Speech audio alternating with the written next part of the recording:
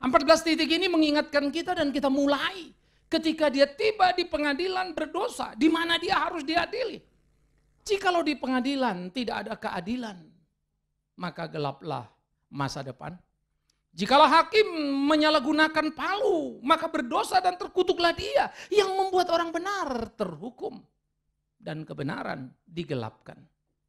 Pamio hukum dunia saja berkata, lebih baik engkau melepas 1000 orang berdosa daripada menghukum 1 orang benar. Lebih baik engkau menghukum 1000 orang, melepas 1000 orang berdosa daripada menghukum 1 orang benar. Betapa kebenaran sangat bernilai tinggi dan keadilan dunia punya cita-cita. Tetapi sayang, pengadilan yang begitu mahal, keadilan yang begitu krusial dijungkir balikkan dalam praktek kehidupan. Suap menyuap terjadi di sana menjadi sebuah keprihatinan. Apa itu pengadilan? Alkitab mengajarkan kepada kita suatu fakta-fakta yang sangat luar biasa. Bahwa pengadilan di dalam Alkitab itu digambarkan seperti Ulangan 1 ayat 17. Dalam mengadili janganlah engkau pandang bulu baik perkara orang kecil maupun perkara orang besar. Harus kamu dengarkan. Jangan gentar terhadap siapapun sebab pengadilan adalah kepunyaan Allah. Tetapi barang siapa yang terlalu sukar bagimu haruslah kau hadapkan kepadaku, yaitu Musa, supaya aku mendengarnya. Dengan sangat jelas Alkitab menggambarkan pengadilan adalah milik Allah. Karena keadilan adalah miliknya. Maka manusia yang menggugat maupun yang menjadi hakim hanyalah alat untuk menegakkan keadilan itu. Biarlah yang bersalah dihukum sesuai kesalahannya. Tetapi yang tidak bersalah tidak boleh dihukum sekalipun kamu tidak suka. Besarkah perkolohan itu, kecilkah persoalan itu, terhormatkah orang itu, atau hanya rakyat biasa, keadilan harus berlaku sama. Ia milik Allah. Karena itu saudara-saudaraku yang kekasih, saya tidak mengerti ketika orang-orang Kristen menjadi seorang Kristen, lalu beracara di pengadilan, lalu berurusan dengan hukum, mengertikah dia bahwa apa hakikat itu dalam falsafah iman Kristennya? Seharusnya kita memahami itu. Oleh karena itulah keadilan harus berlaku sama. Seperti pameo yang juga selalu dipakai. Hukum sama di hadapan semua orang sama di hadapan hukum. Tapi nyatanya itu hanya kata-kata indah yang sulit untuk kita cicipi dan kita rasa. Makin hari makin mahal. Dalam hidup sehari-hari kita juga abai pada keadilan. Kita menikmati berbagai kelebihan keunggulan ekonomi dalam kehidupan. Tapi banyak orang susah yang terpojok, yang terseret-seret dalam hidupnya. Pedulikah kita? Kita bisa mengirim anak kita ke perguruan tinggi S1, S2 dan seterusnya.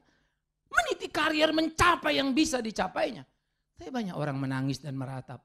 Tak mampu menyelesaikan SMA-nya. Kuliah menjadi mimpi mahal bagi dia. Apalagi sarjana. Pedulikah kita? Jika tidak, jangan lupa kita sama dengan hakim yang menjual palunya kepada yang berani membayarnya. Kita pun telah berlaku tidak adil.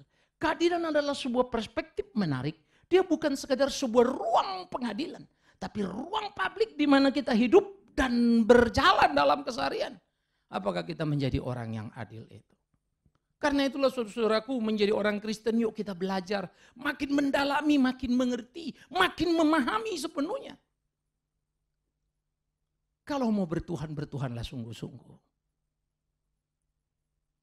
Kalau mau melayani, melayanilah sungguh-sungguh. Dan orang yang bertuhan dan melayani sungguh-sungguh tidak peduli orang mau hargai dia atau tidak. Aku akan berdiri. Kalaupun aku sampai sendiri, aku akan tetap melayani Tuhanku. Karena dia yang kulayani. Apapun akan kukatakan tentang kebenaran, sekalipun karena itu, mungkin aku akan dibenci dan tidak disukai orang. Tidak mengapa, asal jangan Tuhan yang tidak menyukai aku. Tanamkan itu dalam batinmu, dalam hidup kita. Begitulah hari-hari kita, mesti berjuang melakukan apa yang menjadi kehendak Tuhan. Dan nikmatilah hidup mengabdi dan hidup melayani itu. Saudara-saudaraku yang kekasih. Oleh karena itulah, Alkitab mengingatkan, Alkitab menyadarkan, bagaimana di dalam seluruh kitab Ulangan bolak-balik Musa mengatakan kalimat itu. Di dalam Ulangan 16 ayat 19 ia mengatakan, supaya engkau jangan memutarbalikkan keadilan, jangan memandang bulu, jangan menerima suap. Karena suap membuat mata orang-orang buta, mata orang bijaksana. Dan memutarbalikkan perkataan orang-orang yang benar sehingga menjadi salah. Tidakkah itu menyedihkan saudaraku yang kekasih? Saya harap ayatnya dikeluarin. Jadi kita bisa melihat bagaimana gambaran-gambaran di dalam Alkitab yang ingatkan kita. Bahwa keadilan tidak boleh diputarbalikkan. Tapi memang bisa artinya bukan? Bahwa keadilan jangan memandang bulu. Tapi sejak dulu orang memandangnya. Bahwa keadilan tidak boleh menerima suap. Tapi orang menyukainya. Bahwa keadilan adalah kebenaran yang harus ditegakkan. Tapi orang memutarbalikkan fakta-fakta yang ada. Jadi saudara-saudara, keadilan yang adalah milik Allah, keadilan yang untuk menegakkan keadilan dan tidak boleh ada suap di sana. Dan keadilan tidak bisa diwarnai hanya dengan tarian seorang hakim yang memukul palunya, atau gugatan tuntutan datang yang dari apa kita sebut jaksa, atau para pembela yang kemudian membela perkara. Tetapi pengadilan, ada yang terpenting di sana untuk seorang bisa dihukum, saksi. Dan Alkitab mengaturnya. Di dalam Ulangan yang ke-17, ayat yang ke-6 maka dikatakan seperti ini. Atas keterangan 2 atau 3 orang saksi, haruslah mati dibunuh orang yang dihukum mati. Atas keterangan 1 orang saksi saja, jangan dia dihukum mati. Alkitab mengatur saudaraku, tidak boleh 1 saksi. 1 saksi bukan saksi. 2 atau 3 orang. Supaya terjadi keadilan. Siapa tahu yang satu ini benci kepada orang itu dan berkata salah. Tapi yang satu netral bilang tidak salah. Seseorang itu salah atau tidak di dalam sebuah perkara temanmu tergantung pada siapa kau dekat. Kalau kau dekat pada ini, maka yang tidak dekat jadi salah. Itu membuat mata kita buta. Orang ini salah apa tidak salah? Yang satu kaya, yang satu biasa-biasa. Kita di tengah, kenal dua-duanya. Cenderung kita akan membenarkan orang yang kaya. Kalau yang kaya ini baik sama kita dan suka aja kita makan. Yang miskin ini orangnya rada kritis, ngomong apa adanya. Kita tidak bernilai di sana, kita pemalsu keadilan. Tapi heran, untuk membela kawan kita memakai ayat suci dengan hati yang tidak murni. Ini realita hidup saudaraku. Oleh karena itu panggung ini menjadi satu panggung yang indah, yang dijaga sedemikian rupa oleh ketentuan Tuhan. Harus ada 2 atau 3 orang saksi. Harus ada data, harus ada fakta. Tidak bisa semaunya. Tapi seringkali yang seperti kita bilang bukan, data dan fakta pun bisa diputarbalikkan. Tergantung selera. Mau kemana kita pergi? Mau apa yang kita lakoni? Oleh karena itu pengadilan yang berdosa menjadi satu cerminan yang menyakitkan. Tuhan mendesainnya untuk keadilannya ditegakkan. Tuhan mengingatkan, dia hadir tiap kali keputusan dibuat di pengadilan. Tapi heran, semua orang berdoa memulai pengadilan. Tapi menjalani dan mengakhirinya dengan tidak adil. Miris. Itulah kenyataan. Via Dolorosa diwarnai dengan permulaan yang menyakitkan saudaraku. Pengadilan yang berdosa. Oleh karena itu pengadilan, tempat di mana Allah hadir. Pengadilan, tempat keadilan di mana dinyatakan dan kebenaran ditegakkan. Dosa dihukum. Yang terjadi, dunia merampoknya. Sistem pengadilan yang begitu jelas. Ditetapkan Allah untuk menjaga kesewenang-wenangan manusia berdosa. Tapi manusia berdosa betul-betul mengkup pengadilan dan merusak Allah. Ironis. Tahukah engkau ketika manusia jatuh dalam dosa, binasa. Tapi Tuhan mengatakan, keturunan perempuan ini akan meremukkan kepala ular. Sekalipun ular itu meremukkan tumit keturunan perempuan itu. Menuju pada salib Kristus. Dialah sang penyelamat yang dijanjikan. Dialah juru selamat yang menghidupkan manusia. Tapi bukan hormat didapatnya. Orang yang mau diselamatkannya mengadili sang adil itu. menyalahkan sang benar itu. Ironis saudaraku. Itu Kristen. Saya berharap kita tidak terjebak menjadi orang Kristen. Oh saya orang Kristen, saya sudah ini, saya sudah itu. Demi Tuhan yang hidup. Saya bukan karena orang tidak tahu diri, makan tidak tahu sampai mengalami serangan jantung. Saya betul-betul karena terlalu capek dan tidak boleh mestinya. Saya terlalu semangat untuk kerjakan banyak hal. Saya rasa kadang-kadang saya juga kurang bijak. Tapi kalau saya diam, waktu sudah kerja saja tidak selesai. Bagaimana lagi kalau duduk diam? Saya bingung. Kalau boleh memilih, akan kupilih-pilih pelayanan yang tidak terlalu melelahkan. Tapi ketika diperhadapkan, saya pun bingung. Kerjakan, aduh fisikku babak belur. Tidak kerjakan, tapi hatiku gelisah. Saya seringkali kelimpungan untuk mengerjakan itu. Situasi yang membuat saya jadi oversensitif. Kadang-kadang menjerit dan tidak punya waktu untuk duduk berleha-leha, berbasa-basi. Belajar melakukan yang benar dan terus bekerja. Jantung saya jebol. Hebat? No.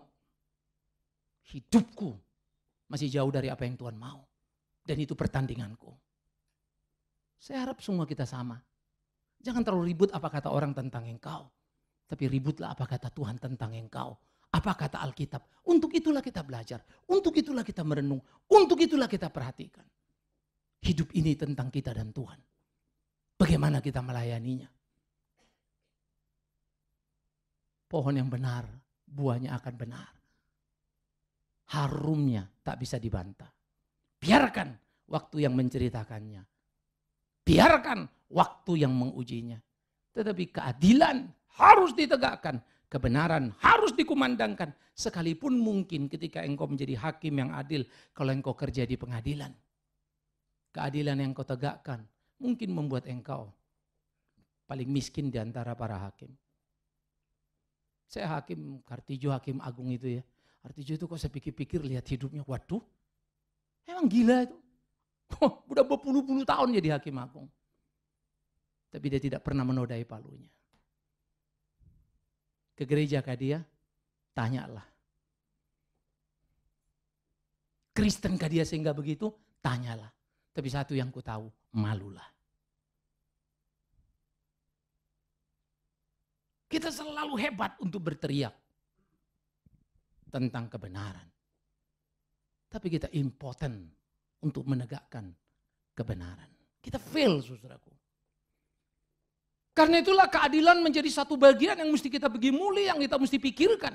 Allah yang membangun pengadilan, Allah yang menciptakan sistem pengadilan, Allah yang melakukan. Supaya manusia yang berdosa hidup tertib, supaya manusia yang berdosa tidak berlaku semena-mena. Karena manusia berdosa sudah lebih sadis daripada binatang. Binatang memangsa yang lemah, tapi tidak sesamanya. Manusia tidak hanya memangsa yang lemah, tapi sesamanya.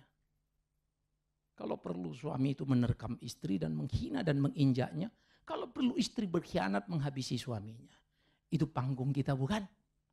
Belum ada suami singa ngabisin istrinya si singa.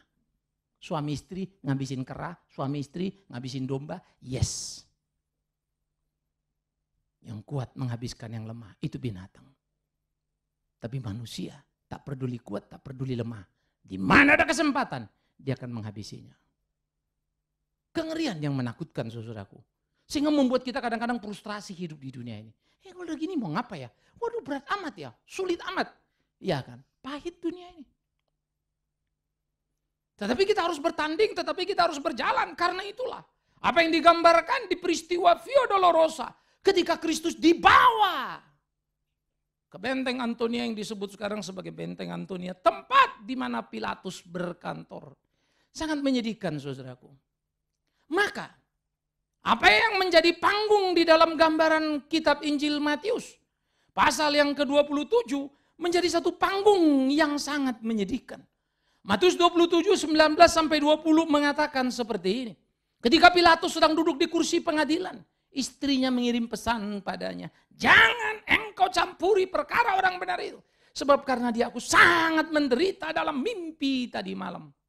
Tetapi oleh hasutan imam-imam kepala dan tua-tua, orang banyak bertekad untuk meminta supaya Barabas dibebaskan dan Yesus dihukum mati. Pada waktu itu, pengadilan milik siapa? Pilatus dan para imam. Kolusi ketat antara institusi hukum dan institusi agama. Kejahatan institusi agama tidak perlu malu untuk mengakui. Memang itulah kita. Kita selalu merasa hebat dari orang tidak Kristen. Mereka itu begini, mereka itu enggak ke surga. Tapi hidup kita tidak lebih baik dari mereka. Saya akan selalu mengingat ayat Alkitab ketika Yesus berkata, jikalau hidup keagamaanmu tidak lebih baik dari orang-orang Farisi itu, engkau tidak akan masuk ke dalam kerajaan sorga. Begitu seriusnya.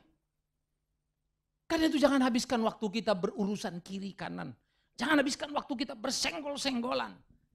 Pikirkan dengan jernih. Bagaimana mengabdikan sepenuh hidup kita untuk menyenangkan Tuhan. Itulah waktu. Supaya jangan terbuang, saudara. Banyak sekali saya lihat pekerjaan-pekerjaan yang sebetulnya bagus memuliakan Tuhan. Tapi rontok. Karena kelakuan banyak orang. Yang tak bertanggung jawab dan mengabaikan. Pokoknya saya gak suka, dia bodoh amat. Pada waktu engkau mengalami itu dan engkau sendiri demi Tuhan yang hidup, jangan pernah lari. Tuhan memberi kau kehormatan di kesendirianmu. Tuhan memberikan kau kehormatan. Piala yang kau bisa katakan kepada dunia, kenapa engkau punya, yaitu setia melayani Dia. Jadi saudara-saudara yang dikasihi oleh Tuhan Yesus Kristus, pengadilan menjadi milik Pilatus. Pengadilan menjadi milik imam. Keadilan di dalam gereja seringkali dirampok oleh orang-orang tertentu yang mungkin punya kekuatan, kekuasaan, yang punya uang. Maka kalau pejabat tinggi ada di satu gereja dan dia tidak bisa menjaga diri, selalu dia mempengaruhi warna perjalanan gereja. Miris ya? Godaan kekuasaan itu besar. Seorang yang mendonate gereja, dia yang bangun, dia yang ini. Selalu mempengaruhi perjalanan gereja. Celakanya bukan untuk hal yang baik. Untuk hal yang menyedihkan. Karena itu kita penting hati-hati sekali. Kalau Tuhan izinkan, kita bisa ambil bagian melayani Dia. Dengan uang kita, jangan lupa, itu toh milik Dia. Dengan intelektual kita, jangan lupa, itu toh anugerahnya. Apapun yang ada pada kita datang dari Dia. Maka belajarlah mengembalikannya. Menikmati persekutuan pribadimu dengan Tuhanmu. Lakukanlah supaya jangan engkau menerima upah di dunia. Tapi kemudian Dia menolakmu.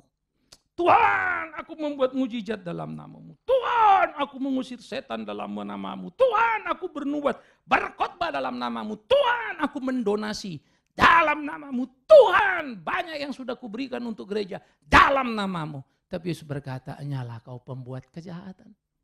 Aku tidak kenal kau. Kau sudah mengambil kepuasan itu untuk dirimu. Pergilah dari hadapanku. Bukankah itu menakutkan? Saya selalu membayangkan kalau titik itu tiba. Jangan sampai aku ditolaknya. Karena itu saya harus berkelahi sekarang di sini hari ini untuk serius melayani Dia. Hidup ini tidak sederhana. Saya belajar ilmu komunikasi. Saya belajar bagaimana berbudaya yang baik. Saya belajar bagaimana bergaul yang baik. Tapi tidak semua orang bisa kau penuhi. Ketika sudah berbenturan dengan nilai, kita mesti memilih yang benar atau tidak benar. Miris ya? Kadang-kadang jadi terusik dan terasing. Itulah hidup kita. Yesus itu jadi kelompok minoritas. Murid-murid jadi kelompok minoritas. Semua orang memusuhi mereka. Hanya Yudas yang ditemani. Karena dia rela menjual gurunya. Jadi saudara-saudara, pengadilan menjadi milik Pilatus. Pengadilan menjadi milik imam-imam. Mereka mengatur supaya orang banyak mengeluarkan suara terbanyak untuk mengadili Yesus. Ketika pengadilan bukan lagi milik Allah, maka kekacauan akan mewarnainya. Ketika pengadilan berwarna kepalsuan, maka kebenaran akan dihina. Dan itu yang terjadi pada waktu itu. Oleh karena itu, Pilatus Yang dilapori oleh istrinya yang gelisah. Karena sepanjang malam memimpi sampai merasa menderita. Mimpi yang menakutkan, menggetarkan. Bebaskan dia. Ia membuat aku menderita karena mimpi itu. Saya mulai bayangkan sepanjang malam itu istri Pilatus mau tidur sampai keringat. Karena bermimpi. Betapa orang ini benar. Dan surga memesan. Jangan orang benar itu dibunuh. Jangan orang benar itu diadili.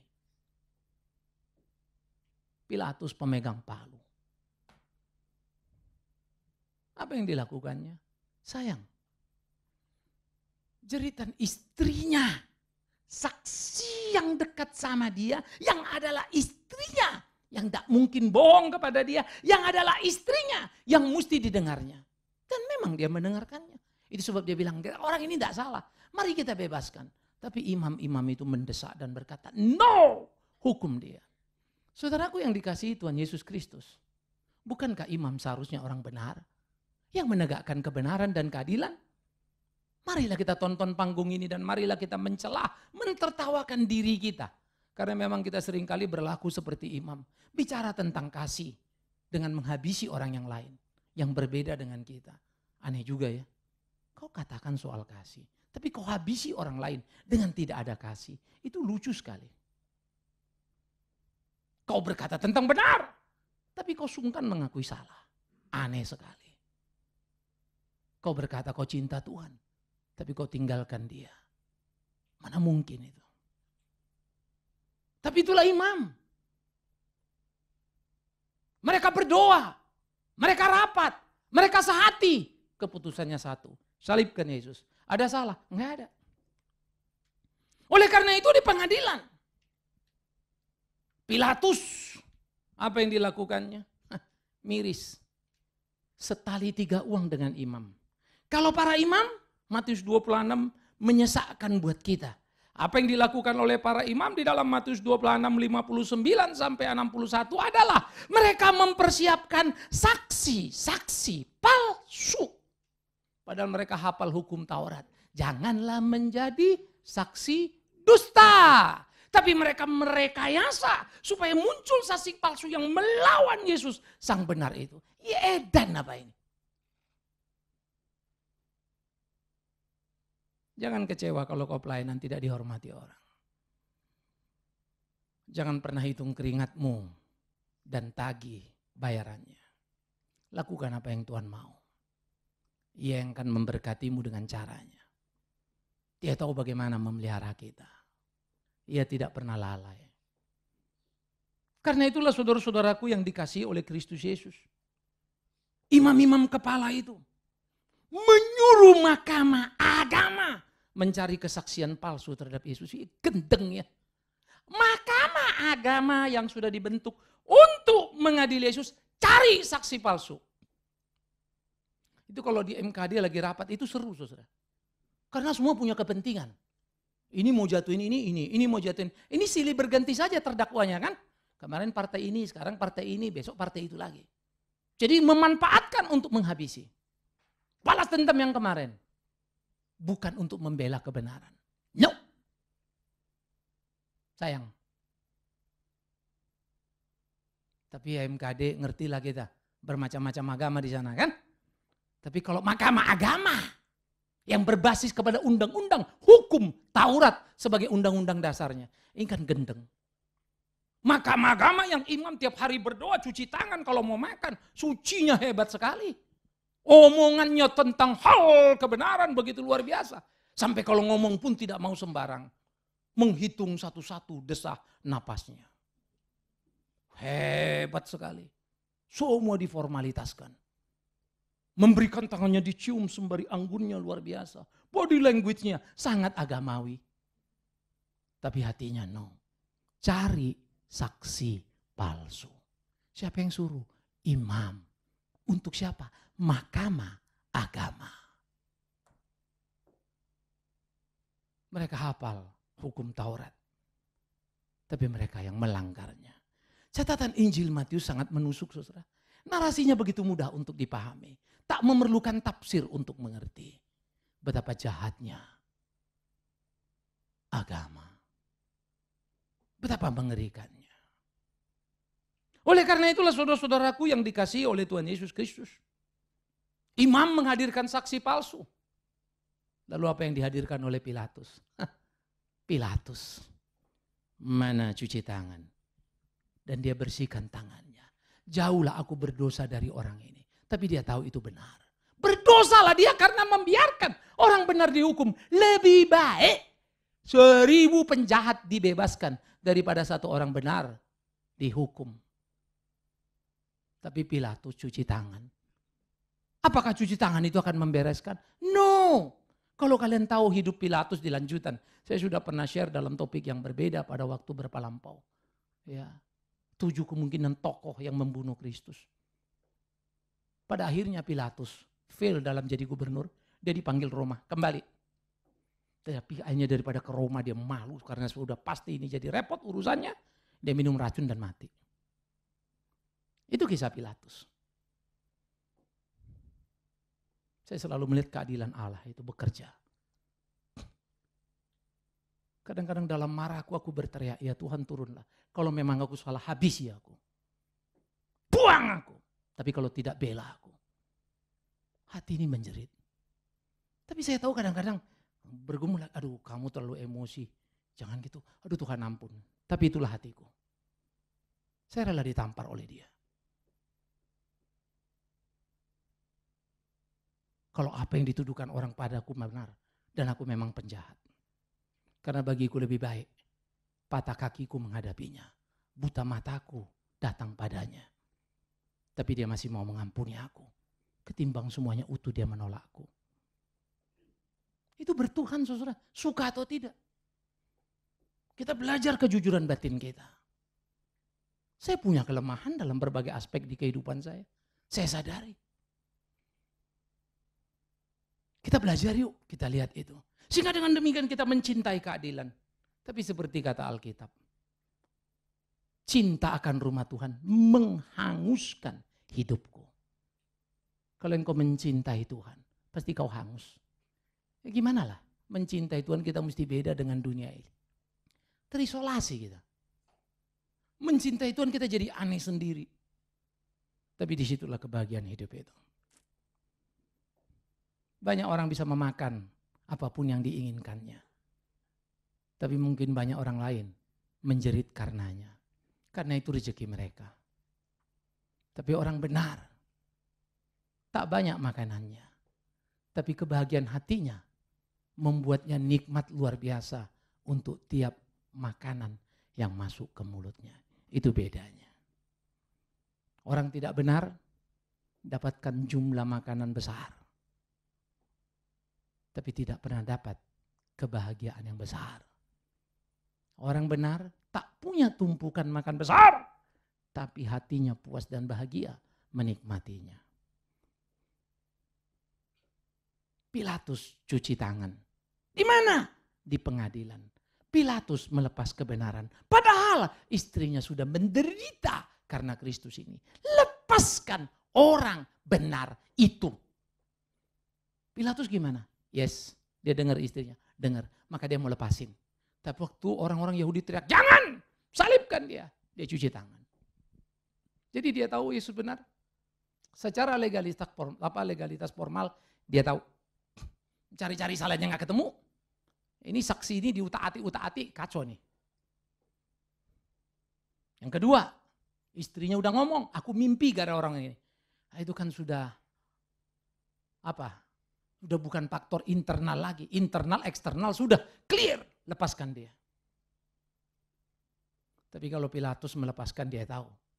Akan terjadi kegoncangan pada waktu itu. Karena sebelum itu Pilatus pernah ribut dengan para imam. Karena dia pernah menumpahkan darah binatang najis di depan pintu bait Allah. Wah, sempat terjadi kegoncangan. Dia pernah kena tegur dan kena laporan ke Roma. Kali ini pasti akan jadi berat setengah mati. Oleh karena itu untuk menetralisir kesalahan yang kemarin, keributan yang meruncing itu, diiyakannya lah. Jadi mengapa dia cuci tangan? Karena dia tahu Yesus benar. Lalu kalau benar kenapa disalahkan? Karena dia cinta pada jabatannya. Dia tidak mau masalah lalu diturunkan oleh Roma. Akhirnya dia tidak diturunkan? Tidak. Tapi kemudian waktu berjalan gimana? Ia bunuh diri karena itu. Karena akhirnya dia dipanggil Roma.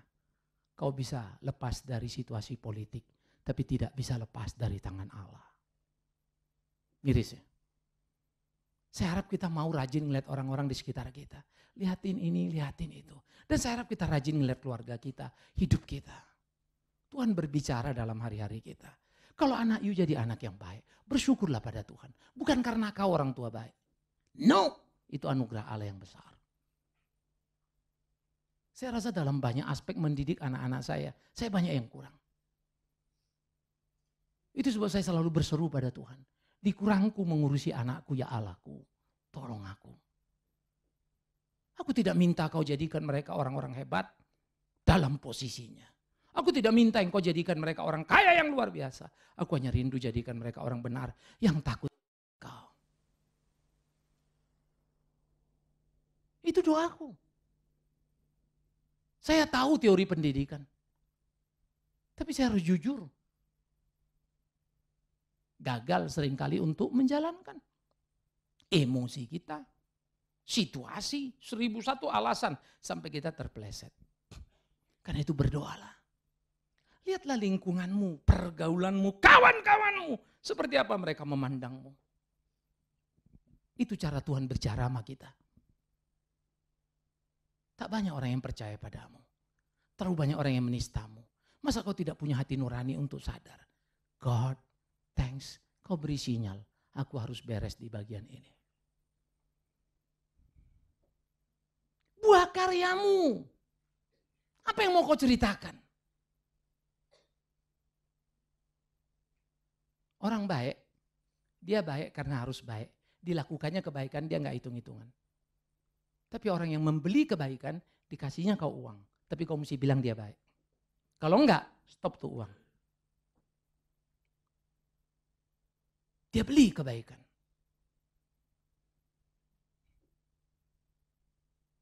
Tapi kamu mesti ngabdi sama dia.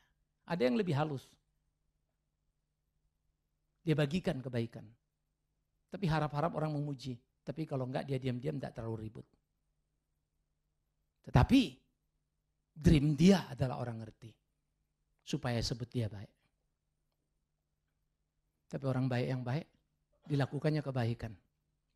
Kadang dia tidak dihormati, dia marah. Tapi dia kemudian doa Tuhan ampun, salah. Lalu dia jalan terus. Bikin lagi baik besok. Tidak harap orang memujinya. Bisakah kita tiba di situ? Itu enggak sederhana, saudara. Saya punya kejengkelan kalau saya udah tolong orang baik. Ini orang kurang ajar, naik darah juga. Tapi coba doa lagi, aduh Tuhan susah amat. Gampang betul saya berkhotbah sebagai pendeta. Tapi sangat sulit melakukannya.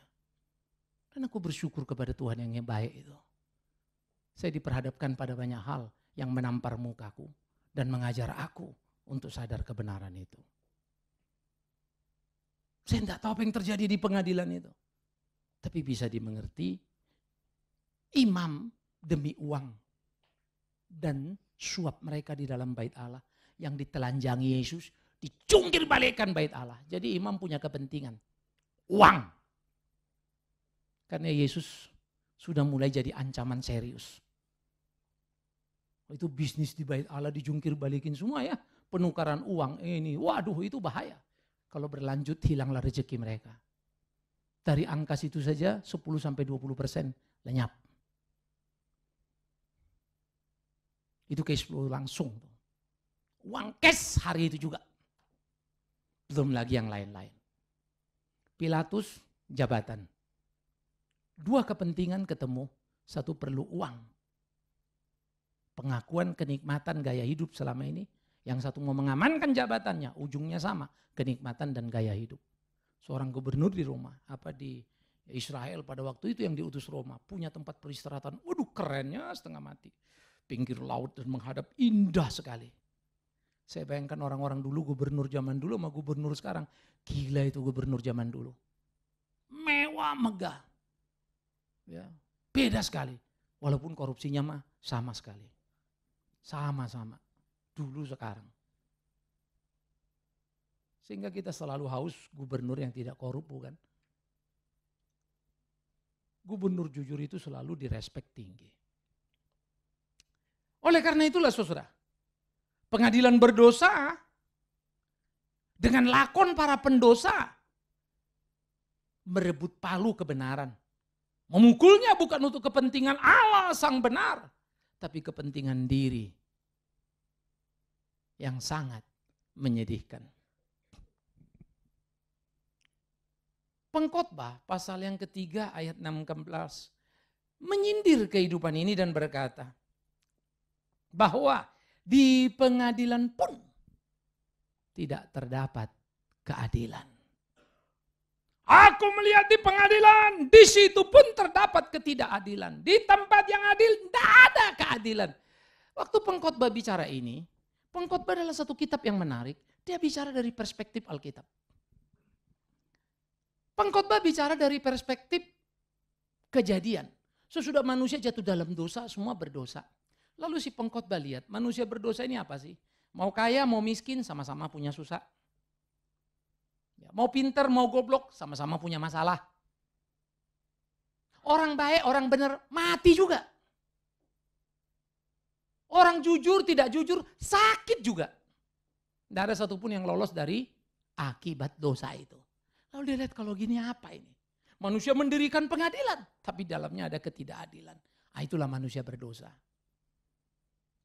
Tanpa Kristus, tanpa kebenaran, hancurlah semuanya. Itu cuma fenomena pengadilan, prakteknya nggak adil. Rumah kasih sayang, prakteknya enggak. Bait Allah, prakteknya beda. Sehingga si pengkhotbah menelanjangi semua. Nih kau lihat nih, beginilah hidup itu. Makanya nanti sesudah dia pasal 1 terus berdiskusi. Pasal 12 terakhir baru dia ingatkan ya. Takutlah akan Allah. Is the point dari pengkhotbah. Tapi dia menjelaskan semuanya.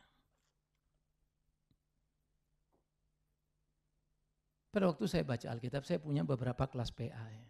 Pengkhotbah pernah kita PA-kan, Yesaya sudah selesai 1 kitab. Waktu saya lihat saya terkaget-kaget. Akhirnya saya juga menemukan berapa banyak kesalahan yang sudah kita kerjakan. Termasuk saya terlibat di dalamnya. Waduh, ini salah loh ini. Akhirnya saya bersyukur, wah ini mesti begini, ini mesti begini. Tapi makin lama yang saya bilang tadi, makin stres saya. Karena kalau saya ikuti semuanya, rasanya mati berdiri gitu. Sulit amat. Tapi saya tahu itu harus. Berat ya.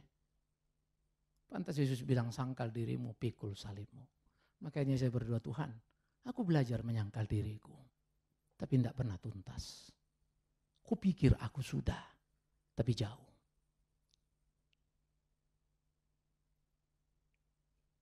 Bagaimana kita mau menggembalakan sebuah jemaat kalau keluarga saja tidak bisa kita gembalakan? Saya suka Alkitab, hanya dia menampar muka kita. Bagaimana kau bisa memimpin kalau di rumahmu saja tidak bisa kau pimpin?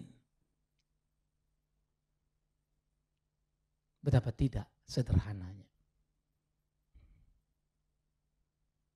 Melatih diri kita, belajar menjadi seperti apa yang Tuhan mau itu penting. Karena itu jangan pernah sombong dengan apa yang kau punya. Karena itu rezeki dari Tuhan yang diberikan padamu. Tapi jangan pernah merengek menangis karena kesulitan yang datang. Kalau engkau hidup dalam kebenaran. Kecuali engkau memang bikin salah. Tanggunglah kesulitan. Itulah keadilan.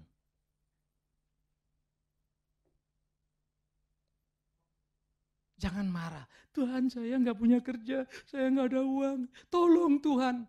Padahal engkau pemalas. Yang tak mau belajar, mau cari kerja seenaknya, yang cocok dengan seleramu. Demi Tuhan yang hidup, jangan doa minta kerja. Berdoalah engkau minta pengampunan dosa. Ampuni aku Tuhan. Tidak bertanggung jawab untuk waktu yang kau beri. Otakku yang ada, malas aku jalan. Saya selalu bilang sama teman-teman pendeta, kita selalu marah. Jemaat gak begini, jemaat gak. Udahlah, namanya jemaat. Lah kan kita gembala. Itu kan domba ya. Kalau konyol-konyol ya itulah domba. Kalau enggak ya jangan jadi gembala. Tapi memang repotnya domba. Kualitasnya domba. Budukan pula lagi. Tapi gaya kelakuan. Mau jadi gembala. Sementara gembala bersifat kayak domba. Ya pendak kacau balau memang kita. Sehingga kebenaran tidak bisa tinggi tegak. Kita harus menegakkannya. Apapun resikonya. Jangan pernah takut. Kebenaran adalah kebenaran. Ya untuk ya, tidak untuk tidak. Itu pengadilan. Tetapi apa yang terjadi di kehidupan kita sekarang ini patutlah kita untuk berhati-hati. Karena di kehidupan ini kita seringkali bilang ya itu ya kurang atau tidak tambah.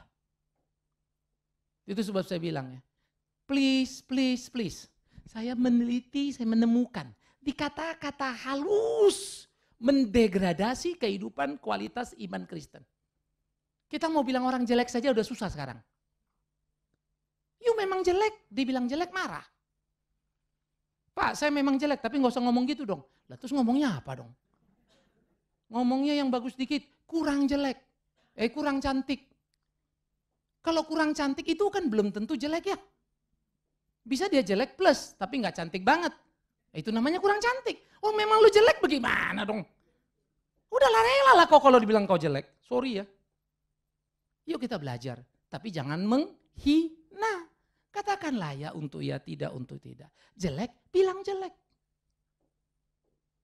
Tapi memang kita sejak pacaran pun sudah terformat janji ucapan palsu yang kita suka ya.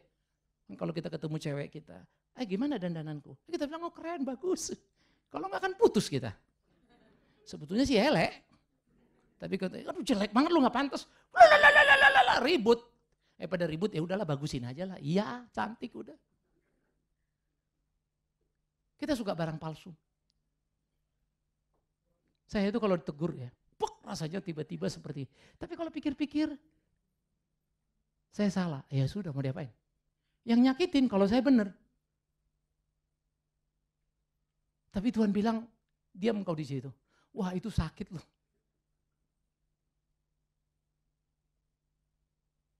Ya. Saya ini tidak tahu sistem jantung saya ini udah kayak apa.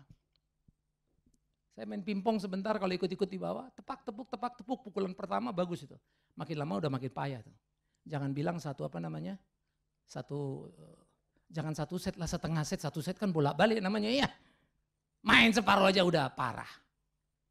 Maka saya selalu berdoa kalau main pingpong, semoga lawanku bodoh. Supaya ada harapan aku kelihatan bagus. Kalau dia bagus, matilah aku. Main catur pun sama, kemarin saya coba main sama si Yunus. Satu set pertama otak saya masih ini, kedua, ketiga udah keliengan. Pulang saya dia sama istri, gila pala gue capek amat. Gitu. Padahal cuma 3 set main catur, lawanku si Yunus lagi, belum juara dunia itu. Kemarin kejuaraan catur di bawah kalah terus dia katanya. Lawan aku bisa menang, bahagia banget dia. Hanya bilang Tuhan kupikir aku bodoh, ternyata pendeta aku lebih bodoh. Saya gak kuat, langsung keliengan. Saya kalau nonton, saya suka tinju dan combat itu ya, pukulan yang langsung gitu kan. Seru kan nontonnya. Tapi saya nonton tuh bisa begini loh. Udah kayak kelewat exciting. Akhirnya mesti pindah lagi tuh. Ya. Jadi kalau saya nonton gitu jalan dulu, wah karena senang nonton, duduk lagi gitu. Wah jalan dulu. Akhirnya saya pikir-pikir gila nih. Itu sebab saya baru ngerti ya, saya mau sabar pun, akhirnya fisik kita ini juga anugerah ilahi. Mau saja kagak cukup. Saya bisa gemetar. Satu waktu kita pernah saya kaget sekali ya, sampai saya orang marah, saya udah mau marah betul, tapi saya tahan. Pagi sampai sore saya lemes sampai gemetar karena menahan marah.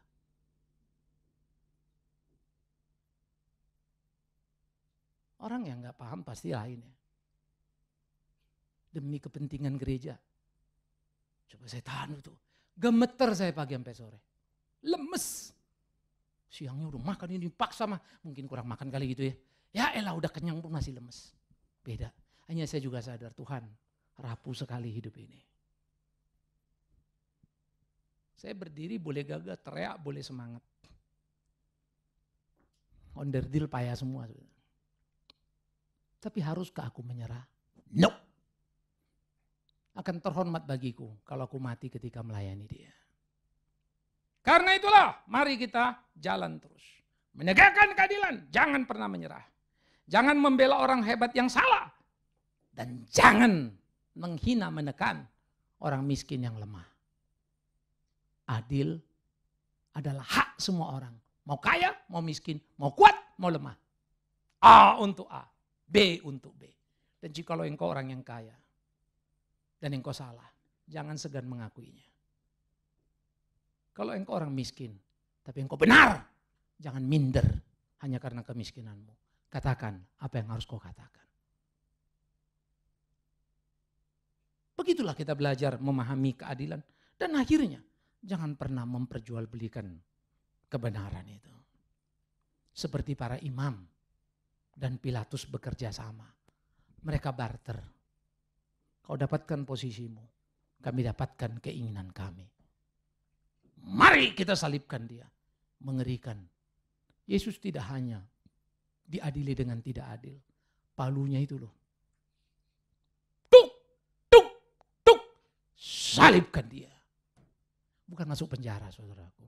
Salibkan dia. Hukuman mati pada orang yang tidak setitik pun kesalahannya. Tidakkah itu sadis? Tidak ada pengadilan yang lebih tidak adil dibanding dialami oleh Yesus. Oh Pak, banyak Pak di sana di sini ya. Sudahlah, yang diadili itu memang benar waktu itu, tapi pendosa juganya itu. Mengerti maksud saya? Kalau Yesus itu tidak pernah dosa, bukan cuma di kasus itu. Satu kali pun dia tidak melakukannya. Totally hidupnya orang tahu. Via Dolorosa. Jalan penderitaan. Jalan sengsara. Sang pemilik keadilan diadili dengan tidak adil. Si pemegang palu, palunya dirampok oleh hakim dunia ini. Gereja yang mau diselamatkannya, gereja itu yang menyalibkan dia. Para imam dan umat yang berteriak kesurupan dengan gairah gila yang tak terkendalikan. Mari kita belajar, saudaraku. Saya berdoa dan saya harap kita terus berdoa. Tiap kali kita minggu ke gereja, ayolah belajar. Lakukan satu demi satu. Tidak mudah, saya juga ngerti. Ya, saya suka bilang, kecepatan pemahaman saya bertambah 10 misalnya. Tapi berubah perilaku 2, 3, leletnya setengah mati. Saya kesel dengan diri saya. Tapi memang untuk nulis jauh lebih mudah ya. Kita pikir, belajar, gampang. Tapi kalau mau merubah perilaku ini, lama. Mengendalikan emosi, berat banget itu. Maka patutlah kalau Alkitab berkata, barang siapa bisa mengendalikan dirinya, ia menguasai seisi kota. Yes. Tapi di lemahku, aku mau ikut dia. Maka rinduku, ayo sama-sama. Kita jalani, kita lakoni, kita melayani Tuhan. Banyak kerjaan yang mesti kita kerjakan. Jangan pernah berhenti. Jangan hanya belajar mengerti, tapi melakukan. Maka percayalah hidup kita akan ditolong oleh Dia. Makin hari, makin jadi seperti apa yang Tuhan kehendaki. Dan melayani Dia tidak jauh di ujung langit sana. Tidak perlu kau pergi ke Kalimantan, apalagi ke Papua sana. No! Di mana kau ada? Di mana hari-harimu? Di mana engkau kerja? Di mana rumahmu? Apa posisimu? Lakonilah supaya makin hari kau makin menyenangkan Tuhanmu. Biar Tuhan menolong kita. Biar Tuhan memimpin kita. Supaya kita tidak terlibat di pengadilan yang salah. Supaya kita tidak membiarkan ketidakadilan di sekitar kita. Sungguh tidak adil. Kau punya makanan. Orang di sekitarmu kelaparan. Sungguh tidak adil. Kau kuat. Tapi orang lemah harus sendirian mengangkat bebannya. Sungguh tidak adil. Orang lain bekerja. Kau hanya duduk menggoyang kaki. Sungguh tidak adil. Kalau kebenaran harus memenuhi selera diri kita. Awas, jangan terjebak.